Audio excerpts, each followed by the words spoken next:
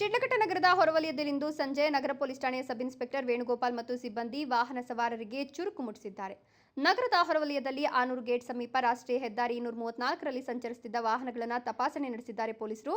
ವಾಹನಗಳಿಗೆ ಸಂಬಂಧಿಸಿದ ದಾಖಲೆಗಳನ್ನು ಕೂಡ ಪೊಲೀಸರು ಪರಿಶೀಲನೆ ನಡೆಸಿದ್ದಾರೆ. ಇದೇ ವೇಳೆಯಲ್ಲಿ ದ್ವಿಚಕ್ರ ವಾಹನ ಸವಾರರಿಗೆ ಹೆಲ್ಮೆಟ್ ಧರಿಸುವ ಕುರಿತು ಅರಿವು ಮತ್ತು ಜಾಗೃತಿಯನ್ನು ಮೂಡಿಸಿ ಹೆಲ್ಮೆಟ್ ಧರಿಸದೆ ವಾಹನ ಚಲಾಯಿಸುತ್ತಿದ್ದ ಬೈಕ್ ಸವಾರರಿಗೆ ಸ್ಥಳದಲ್ಲಿಯೇ ದಂಡ ವಿಧಿಸಿ ಶಾಕ್ ನೀಡಿದ್ದಾರೆ. ಇನ್ನು ಸರ್ಕಾರಿ ಶಾಲಾ ಕಾಲೇಜುಗಳ ಬಸ್ಗಳನ್ನು ಸಹ ನಿಲ್ಲಿಸಿದ ಪೊಲೀಸರು ವಾಹನಕ್ಕೆ ಸಂಬಂಧಿಸಿದಂತೆ ದಾಖಲೆಗಳನ್ನು ಪರಿಶೀಲನೆ ನಡೆಸಿದ್ದಾರೆ. ಶಾಲಾ ಕಾಲೇಜು ಚಾಲಕರು ಸಹ ಸಮವಸ್ತ್ರ ಧರಿಸಬೇಕು, ಸಂಚಾರಿ ನಿಯಮಗಳನ್ನು ಕಡ್ಡಾಯವಾಗಿ ಪಾಲಿಸಬೇಕು ಅಂತ ನಿರ್ದೇಶನವನ್ನು ಕೊಟ್ಟಿದ್ದಾರೆ.